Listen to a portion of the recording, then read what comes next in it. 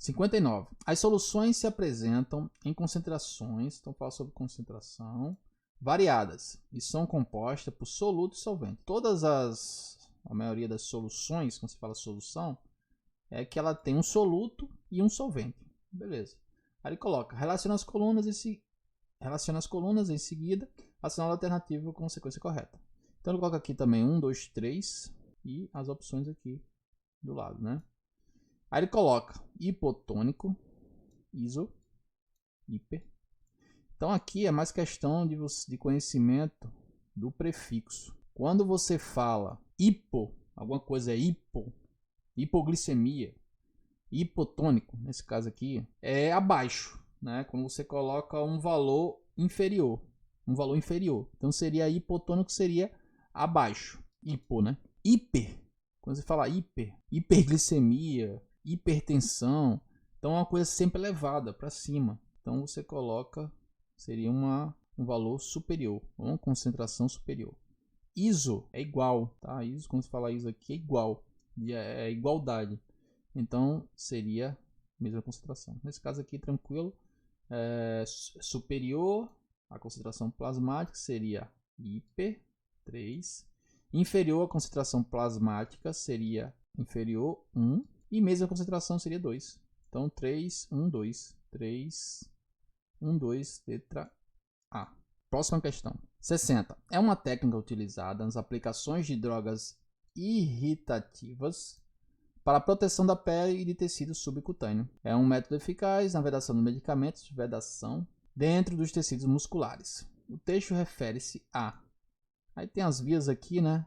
Nesse caso aqui, o que acontece? Existe uma técnica, né, de aplicação, que é a técnica INZ, onde consiste que, quando você vai aplicar uma medicação intramuscular, principalmente, né, que você coloca uma agulha ali e que você injeta aquela solução e retira a agulha. Quando você injeta normal, como a gente faz essa administração, cria um canal, né, onde quando você aplica o material, né, a solução, e retira aquela agulha, pelo aquele canal, às vezes até volta a medicação um pouco, tá? Então, para se evitar isso aí, existe uma técnica chamada técnica INZ, onde você vai puxar um pouco aquela pele, né, tracionar um pouco aquela pele, fazer a administração e depois, quando você fizer a administração, você vai soltar a pele, cruzando aqueles tecidos, tá? E evitando que aquela solução retorne, evitando essa criação desse canal. Então, essa técnica seria para vedação, tá? Principalmente em drogas irritativas, seria um caso de suplementação de ferro, né? Seria uma aplicação em método Z, tá? Método Z seria a letra C. Próximo. Então, 61 anulado. Próximo. 62. De acordo com a Sociedade Brasileira de Diabetes, relaciona as colunas quanto aos critérios laboratoriais para o diagnóstico da diabetes mellitus. Em seguida, assinala a alternativa com a sequência correta. Então, ele coloca aqui, mesma forma, né? 1, 2, 3 e os exemplos. Normoglicemia. Aí tem aqui a glicose em jejum menor que 100. Então, na maioria dos laboratórios, quando essa glicemia em jejum ela dá menor do que 100, ela é considerada normoglicemia. Número 1. Glicose em jejum maior ou igual a 100 e menor que 126. Nesse caso aqui, quando a gente fala aí que gera o alerta, né? O pré-diabético aí gera aquele alerta para se avaliar melhor. Então seria aqui pré-diabético, risco número 2. E glicose em jejum maior do que 126 seria diabetes estabelecido. 3. Então seria 1, 2, 3. 1, 2, 3, letra C. Agora lembrando aqui, pessoal, o seguinte. Só a glicose em jejum, uma vez que a pessoa vai fazer aquela glicose, né, coletar, não quer dizer que a pessoa ela está aqui, né, diabetes estabelecido, mas não quer dizer que seria um diagnóstico de diabetes. Existem outros exames, né, existe a hemoglobina glicada ali, onde você verifica um histórico dos últimos 3 meses ali, tá? Também um exame de sangue, que normalmente é mais confiável porque você pega ali o período de 3 meses. Né? Então, se aconteceu variação ali, seria mais apropriado esse tipo aí de teste, né, de exame. Então, próxima questão. 63. A vacina de febre amarela é feita por qual via de administração e qual sua dosagem. Beleza. Questão de vias de administração, primeira coisa, a maioria das vacinas ali do nosso calendário, ela é 0,5, tá? A maioria. Então, se for para descartar alguma opção, 0,5. A única que seria acima disso, que tem no nosso calendário, é do rotavírus. O rotavírus é 1,5 ml. Nesse caso aqui nem aparece, tá? Então a dúvida maior seria da questão da via de administração. Nesse caso aqui, a via de administração correta seria letra C, subcutânea, no caso da febre amarela. Então vamos para a próxima. 64. Considerando as etapas do sistema de medicamentos, a assinala alternativa corresponde ao conceito de prescrição. Mais uma questão aí que vocês vão ter que ler, né, fazer uma leitura ali e ver qual opção que ela se encaixa melhor. Então vamos lá. Letra A. Consiste na escolha da medicação, fala da prescrição, tá? Apropriada para cada situação clínica. Parece certo. Até aqui, né? Feita pelo profissional de saúde que considera os fatores individuais dos pacientes, como alergia, peso, entre outros. Sobre prescrição, eu acho que beleza. Vamos para a próxima. Então, próxima, né? Consiste na distribuição do medicamento pelo serviço de farmácia, suprimentos. Não, seria uma prescrição isso. O que seria uma prescrição, né? C. Consiste na técnica de manipulação dos medicamentos para administrar. Não. Administração aqui. Consiste na aplicação do medicamento. Não. Então, a mais correta seria essa daqui mesmo, letra A. Consiste na escolha da medicação apropriada para cada situação clínica, feita pelo profissional de saúde, que considera os fatores individuais dos pacientes, como alergia, peso. Então, o conceito de prescrição seria a letra A. Próximo. Relaciona as colunas e, em seguida, assinala a alternativa com a sequência correta. Então, eu coloco aqui algumas doenças e aqui ele coloca as opções. Vamos tentar ir por eliminação também. Então, vamos lá. Doença neuroparalítica grave, na ocorrência súbita, causada pela ação de uma potente toxina, Clostridium botulinum. Então aqui, né, não tem nem, só pelo nome do agente, você já coloca aqui como botulismo número 2. Toxinfecção aguda que acomete a pele sob forma de lesão oleosa e pústula maligna, produzida pelo contato com animais. Beleza, vamos para a próxima. Doença infecciosa grave, causada por protozoário flagelado, Trypanosoma cruzi. Isso aqui é conhecido, então é uma coisa que vocês têm que gravar. Aqui é a doença de Chagas, 3. É uma doença endêmica, causada por parasito de nome estranho. Então vamos lá.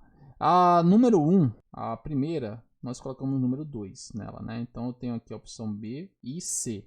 Essa aqui eu já elimino, porque essa 2 aqui não tem muita dúvida, porque ela vai ligar justamente com o agente, né? Fica mais fácil. E a 3, nós colocamos aí para nossa cruzi, seria a doença de Chagas, tá? Então, número 3 eu só tenho aqui, ó, número C, na letra C.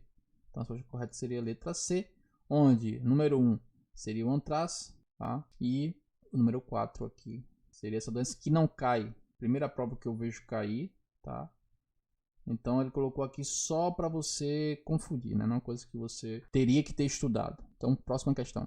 66. A expressão tempos cirúrgicos caracteriza a sequência de procedimentos utilizadas na manipulação de tecidos e vísceras durante o ato operatório, sendo identificada por 4 tempos básicos.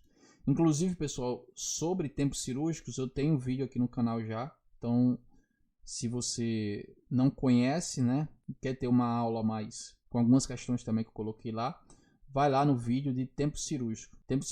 E aproveitar aqui, já que chegou até aqui, né, nossa questão 66, se esse vídeo está ajudando você, dá um like, distribui o vídeo, se inscreve no canal, que é importante, tá? Que a intenção é colocar provas a todo tempo aí para vocês, essas provas comentadas. Então vamos lá. Então, os tempos, só um resumo básico, são 4 tempos. Onde o primeiro tempo eu faço o corte do tecido, vamos supor aí uma cirurgia mesmo. Então, o primeiro tempo eu faço o corte do tecido, seria dierese ou diérese, tá? No segundo tempo eu faço a contenção ali da hemorragia. Então, se eu corto a pele, eu tenho que conter aquela hemorragia. Então, hemostasia seria o segundo tempo. E no terceiro tempo eu vou fazer a cirurgia em si, é a cirurgia propriamente dita, né? O momento que eu faço a cirurgia seria a exerese, tá? Esse terceiro tempo. se é a cirurgia propriamente dita.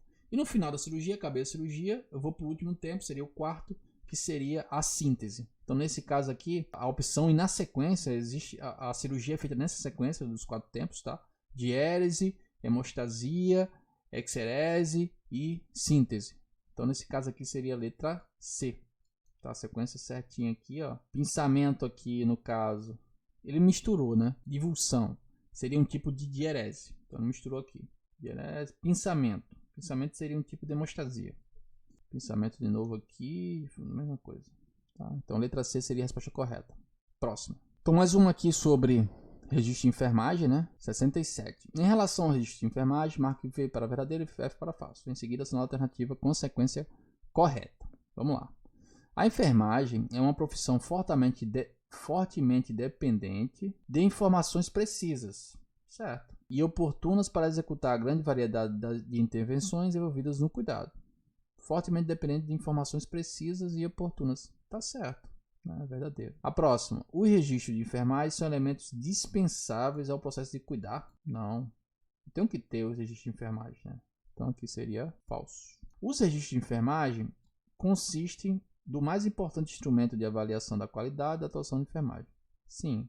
Para conseguir fazer essa avaliação aí da qualidade do serviço de enfermagem, eu uso principalmente esse registro de enfermagem, né? O que fica gravado ali.